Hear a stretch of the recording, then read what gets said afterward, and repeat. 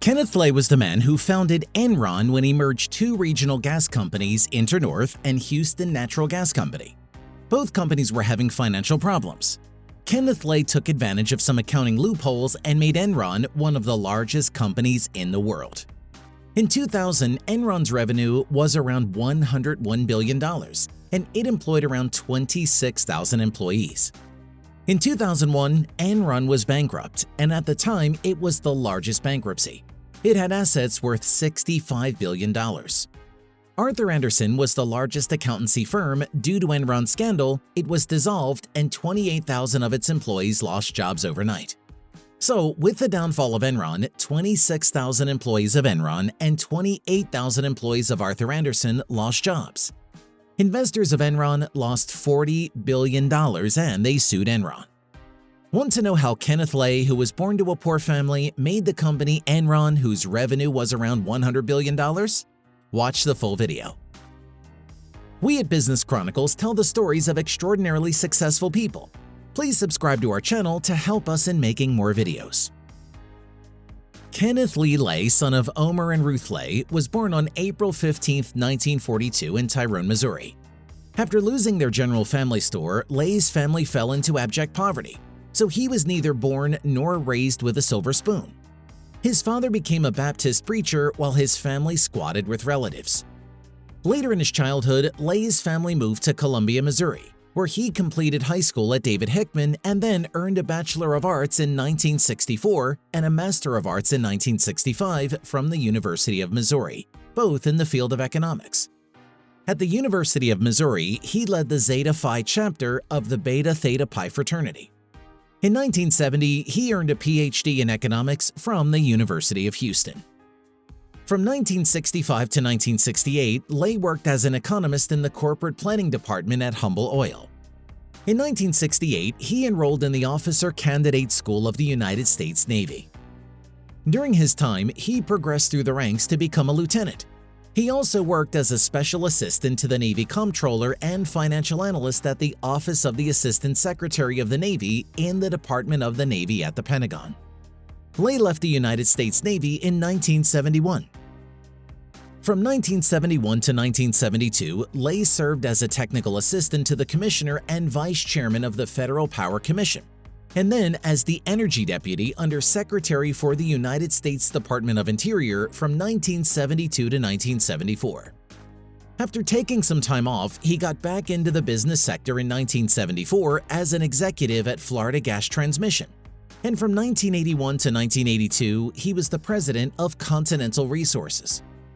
In 1982, he decided to work for Transco Energy Company in Houston, which was the owner of the Transcontinental Pipeline. From 1982 to 1984, he held the positions of President, Chief Operating Officer, and Director at Transco Energy Company. In 1984, Lay was recruited by Houston Natural Gas Company to become the chairman and CEO. Houston Natural Gas Company was established in 1940 to sell the gas produced by the Houston Pipeline Company. Later in 1984, the company faced a hostile takeover by a competing energy company called Coastal Corporation. To successfully fight off the takeover, the board of directors hired Kenneth Lay, who was serving as president of Transco Energy at the time, to manage the company. In 1985, Omaha-based gas company InterNorth purchased the Houston Natural Gas Company for $2.3 billion, which was 40% above the market value.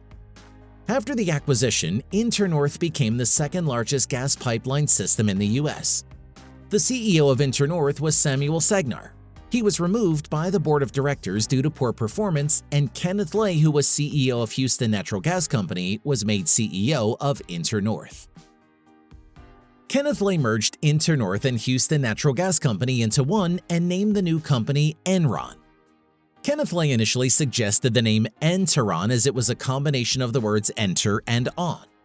After some consultations with focus groups and consultants, Enron was finalized. Once the deal was finalized, InterNorth changed its name to Enron Corporation and relocated its headquarters from Omaha to the former HNG buildings in Houston. Together, the two firms' resources formed the second-largest gas pipeline system in the United States at the time. HNG's east-west pipes from Florida and California complemented InterNorth's north-south pipelines that supplied Iowa and Minnesota. Lay merged all of Enron's gas pipeline operations into one company called Enron Gas Pipeline Operating Company. It also increased its focus on generating electricity and natural gas. In 1988 and 1989, the company began expanding into power generation and cogeneration. Lay earned about $220 million in cash and stock from Enron between 1998 and 2001, making him one of the highest-paid CEOs in the United States at that time. Enron inherited the problems of its predecessors InterNorth and Houston Natural Gas Company. Kenneth Lay solved many of its problems by selling unwanted assets of the company and reorganizing its structure, but it was not enough. In 1989, Kenneth Lay was impressed by Jeffrey Skilling, who was a consultant at McKinsey & Company, and hired him at Enron. Jeffrey Skilling was made head of a division called Gas Bank, which was his brainchild. Jeffrey Skilling's idea started to turn the fortunes of Enron, and it started to expand overseas. Jeffrey Skilling hired Andrew Fastow, who came up with the idea called mark-to-market accounting, in which you show sales on paper even before they are finalized. In 1993, Enron established special purpose entities, and debt was transferred to these entities. This way, debts were not visible to the public. Mark-to-market accounting showed Enron a huge profit on paper, and its debt was hidden using the special purpose entities. This way, stock prices of Enron skyrocketed, and Kenneth Lay became a very wealthy man, and Enron became one of the largest companies in the world. In 2000, Enron had revenue of $101 billion on paper. Its real revenue was very lower. Enron, Lay's company, went bankrupt in 2001. This was the largest bankruptcy in American history at the time. 20,000 workers were laid off, and investors also suffered billion-dollar losses. Lay tried to hold on during the crisis but received little support from his staff. Thus, on January 23, 2002, he resigned as CEO and chairman of the board. He stayed as a board member for a short time before he was ousted. Lay was indicted for his involvement in the company's bankruptcy by a grand jury in Houston, Texas on July 7, 2004. In a 65-page indictment, Lay was accused of 11 counts of wire fraud, securities fraud, and false and misleading remarks. On January 30, 2006, the trial for Kenneth Lay and Jeffrey Skilling, a supposed accomplice and successor, began in Houston. Lay argued that short sellers, bad actors within Enron, and the media were all to blame for the company's failure. Nevertheless, on May 25, 2006, the jury convicted Lay on all 6 counts of conspiracy and fraud. Lay was found guilty of 4 more counts of fraud and making false statements in a separate bench trial presided over by Judge Lake. Sentencing was originally set for September 11, 2006, but was postponed until October 23, 2006. However, on July 5, 2006, Lay died unexpectedly while on vacation in Colorado.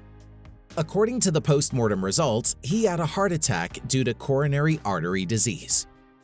On October 17, 2006, the conviction was reversed based on abatement ad initio, a legal tenet which says the death of a defendant during an appeal shall result in a vacated judgment. According to Bloomberg, Kenneth Lay was guilty of corporate malfeasance on an unprecedented scale. Yet his actions at Enron resulted in positive changes for corporate America. During Lay's tenure as CEO of Enron, the company donated roughly 1% of its annual pre-tax profits to diverse charitable organizations. Lay also made personal donations through the Linda and Ken Lay Foundation. According to documents filed with the IRS, the foundation received $14 million in 2000 and distributed $2.5 million to various nonprofits in Texas and across the country. Kenneth Lay spearheaded attempts to rally corporate sponsorship for a new ballpark for the Houston Astros, which helped keep the team from leaving town. At the park's opening game in 2000, Mr. Lay threw out the first pitch. This was after Enron pledged $100 million over 30 years in support of the new facility. Over the period from 1989 to 2000, Lay gave a total of $5.8 million to various political causes, with the majority, 73%, going to the Republican Party. and the minority 27% going to the Democratic Party. Between 1999 and 2001, he contributed a total of $365,410 to the Republican Party. Given the circumstances of his exit from business, Kenneth Lay may not have been the ideal role model, yet he demonstrated a great level of business acumen. Kenneth Lay was born to a poor family. He wanted to change his conditions, but greed got him. As once Gandhi said, "Earth provides enough to satisfy every man's needs, but not every man's greed." Kenneth Lay got a good education and he got good success in his career. But still, he wanted more, and for that, he was ready to do anything. He was in the end caught and the scandal took his life. Thank you for watching. Don't forget to subscribe to our channel to watch more videos like this.